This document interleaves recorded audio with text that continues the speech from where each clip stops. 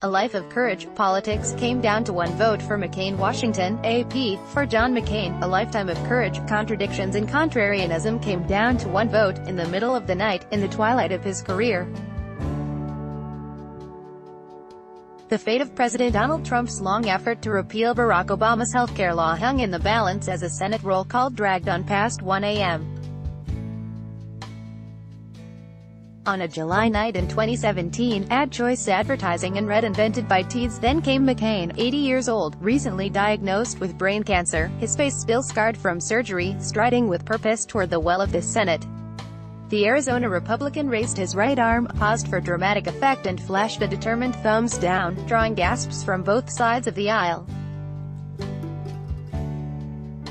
Advertisement: Trump's healthcare bill was dead. McCain's lifelong reputation as freethinker, never to be intimidated, was very much alive. It was the capstone of a political career that had taken McCain from the House to the Senate to the Republican presidential nomination, but never to his ultimate goal, the White House. McCain, who faced down his captors in a Vietnamese prison of war camp and later turned his trademark defiance into a political asset, died Saturday. He was 81.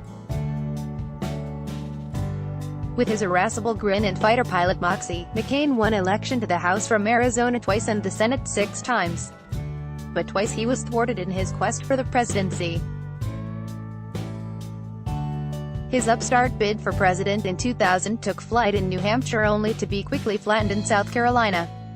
8 years later, he fought back from the brink of defeat to win the GOP nomination, only to be overpowered by Democrat Obama in the general election. McCain had chosen a little-known Alaska governor as his running mate for that race, and in the process helped turn Sarah Palin into a political celebrity. After losing to Obama in an electoral landslide, McCain returned to the Senate determined not to be defined by a failed presidential campaign in which his reputation as a maverick had faded. In the politics of the moment and in national political debate over the decades, McCain energetically advanced his ideas and punched back hard at critics, Trump not least among them. Advertisement: sign of a decorated military family, McCain embraced his role as chairman of the Senate Armed Services Committee, pushing for aggressive U.S. military intervention overseas and eager to contribute to defeating the forces of radical Islam that want to destroy America. Asked how he wanted to be remembered, McCain said simply, that I made a major contribution to the defense of the nation. Taking a long look back in his valedictory memoir, The Restless Wave, McCain wrote of the world he inhabited, I hate to leave it, but I don't have a complaint. Not one. It's been quite a ride. I've known great passions, seen amazing wonders, fought in a war, and helped make a peace. I made a small place for myself in the story of America and the history of my times. Throughout his decades in Congress, McCain played his role with trademark verve, at one hearing dismissing a protester by calling out, "Get out of here, you low-life scum." McCain stuck by the party's 2016 presidential nominee, Trump, at times seemingly through gritted teeth, until the release a month before the election of a lewd audio in which Trump said he could kiss and grab women. Declaring that the breaking point, McCain withdrew his support and said he would write in some good conservative Republican who's qualified to be president.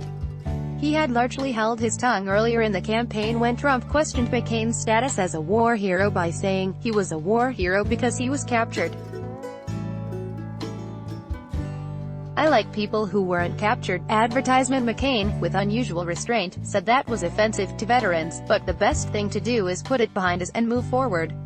But by the time McCain cast his vote against the GOP health bill, 6 months into Trump's presidency, the two men were openly at odds. Trump railed against McCain publicly over the vote, and McCain remarked that he no longer listened to what Trump had to say because there's no point in it. Unafraid of contradictions, McCain himself had campaigned against Obama's healthcare law, but voted against its repeal because Republicans had flouted what he called the old way of legislating, with full-fledged debate, amendments and committee hearings on the final bill. In his final months, McCain did not go quietly, frequently jabbing at Trump and his policies, from the remove of his Hidden Valley family retreat in Arizona. He opposed the president's nominee for CIA director because of her past role in overseeing torture, scolded Trump for alienating U.S. Allies at an international summit labeled the administration's zero-tolerance immigration policy an affront to the decency of the American people, and announced the Trump-Vladimir Putin summit in Helsinki as a tragic mistake, in which Trump put on one of the most disgraceful performances by an American president in memory. On August 13, Trump signed into law a $716 billion defense policy bill named in honor of the senator. Trump signed the John S. McCain National Defense Authorization Act in a ceremony at a military base in New York, without one mention of McCain. Over a 31-year career in the Senate, McCain became a standard-bearer for reforming campaign donations. He railed against pork barrel spending for legislators' pet projects and cultivated a reputation as a deficit hawk and an independent voice. He even attacked senators' own perks of office, such as free, up-close parking spots at Washington airports. But faced with a tough GOP challenge for his Senate seat in 2010, McCain disowned chapters in his past and turned to the right on a number of hot-button issues, including gays in the military, immigration and climate change. When the Supreme Court in 2010 overturned the campaign finance restrictions that he had worked so hard to enact, McCain said he was disappointed, but he seemed resigned to their demise.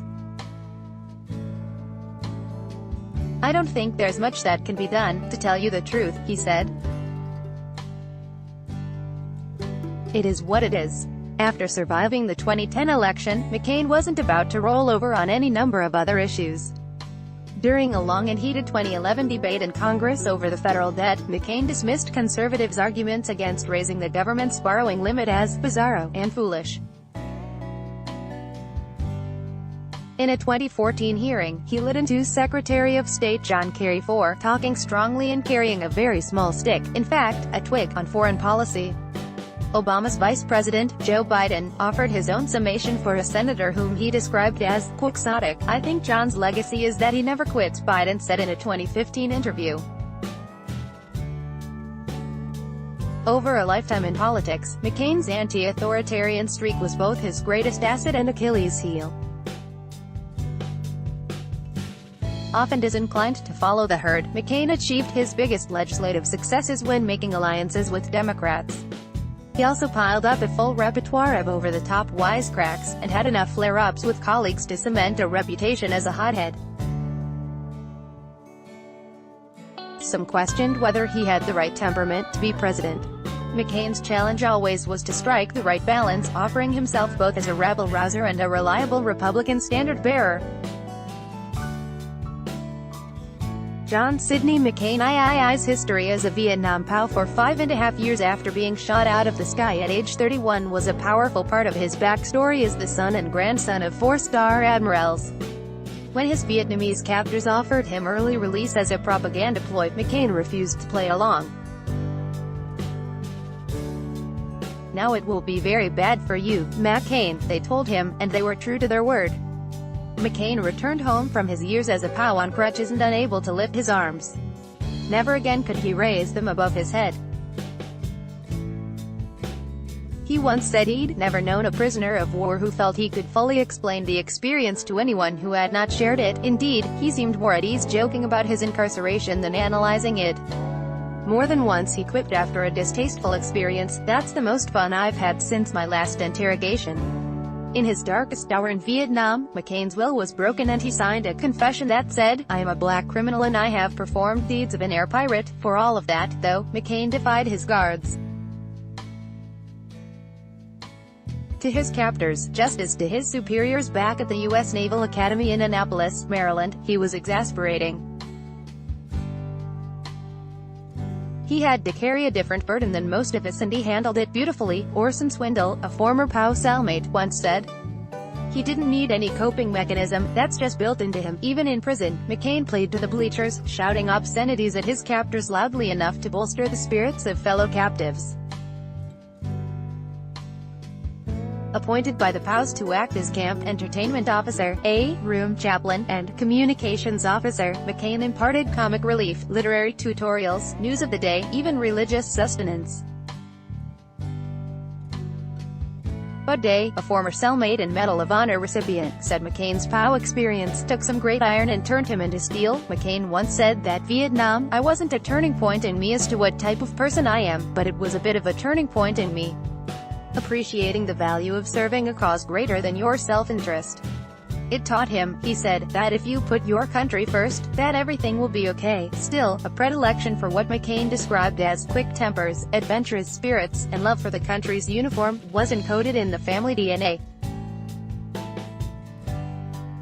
His father and grandfather, the Navy's first father and son set of four-star admirals, had set such a low standard for behavior at the Naval Academy that John Sidney McCain III's self-described four-year course of insubordination and rebellion got little more than a yawn from his family. Speaking of his father, McCain once pronounced himself little short of astonished by the old man's reckless disregard for the rules, and yet for all the raucous tales of misconduct, the midshipmen of the McCain family abided by the school's honor code not to lie, cheat or steal. McCain's Vietnam experience gave him new confidence in himself and his judgment. But it did not tame his wild side, and his first marriage was a casualty. McCain blamed the failure of the marriage on my own selfishness and immaturity, and has called it my greatest moral failing. 1 month after divorcing his first wife, Carol, McCain married Cindy Hensley, 17 years his junior. McCain's war story made him a celebrity in Washington. When he became the Navy's liaison to the Senate, he quickly established friendships with some of the younger senators, who would stop by his office, put their feet up, and chew over the events of the day. The experience opened McCain's eyes to the impact that politicians could have, and to the notion that he could be one of them. His marriage to Cindy, the daughter of a wealthy beer distributor in Arizona, helped clear the path forward. In one day, McCain signed his Navy discharge papers and flew west with his new wife to his new life. By 1982, he'd been elected to the House and 4 years later to an open Senate seat. He and Cindy had 4 children, to add to the 3 from his first marriage. Their youngest child was adopted from Mother Teresa's orphanage in Bangladesh. McCain set about establishing a conservative voting record and a reputation as a tightwad with taxpayer dollars. But just months into his Senate career, he made what he called the worst mistake of his life. He participated in 2 meetings with banking regulators on behalf of Charles Keating, a friend, campaign contributor, constituent and savings and loan financier who was later convicted of securities fraud. P.S. As the industry collapsed, McCain was tagged as one of the Keating five senators who, to varying degrees, were accused of trying to get regulators to ease up on Keating. McCain was cited for lesser involvement than the others by the Senate Ethics Committee, which faulted his poor judgment. But to have his honor questioned, he said, was in some ways worse than the torture he endured in Vietnam. He spent years trying to live down the taint. Another move McCain would eventually say he regretted came earlier in his career as a lawmaker when in 1983 he voted against establishing Martin Luther King Jr. Day as a federal holiday. In doing so he followed the political tradition of Arizona, which was the last state to recognize the holiday for the slain civil rights leader. In the 1990s, McCain shouldered another wrenching issue, the long effort to account for American soldiers still missing from the war and to normalize relations with Vietnam. People don't remember how ugly the POW-me issue was, former Democratic Sen. Bob Kerrey, a fellow Vietnam veteran, later recalled, crediting McCain for standing up to significant opposition. I heard people scream in his face, holding him responsible for the deaths of POWs. Few politicians matched McCain's success as an author. His 1999 release, Faith of My Fathers, was a million-seller that was highly praised and helped launch his run for president in 2000. His most recent bestseller, Unplanned Farewell, The Restless Wave, came out in May 2018. More reporting on John McCain can be found at https://appnews.com/tag/John McCain___. Follow Nancy Benek on Twitter at http://twitter.com/nbenak. By Taboola. Sponsored links. Promoted links. You may like the Straits Times photo of woman walking round town in bikini bottom causes stir in Sabah. Straits Times and Stamford American International School. How overseas school trips benefit your child. Stamford American International School. Undo. Enjoy. Compare. This is the last VPN you are going to need, and it's on sale. Enjoy. Compare. Undo. Ayana Komodo Resort. Only 1 hour flight from Bali. Discover the spectacular Labuan Bajo Ayana Komodo Resort. Indo Hitachi. Move more people faster. Learn how Hitachi can help. Hitachi Undo Hip Van. We bet you can't spend more than $10,000 on furnishing your home. Hip Van Undo.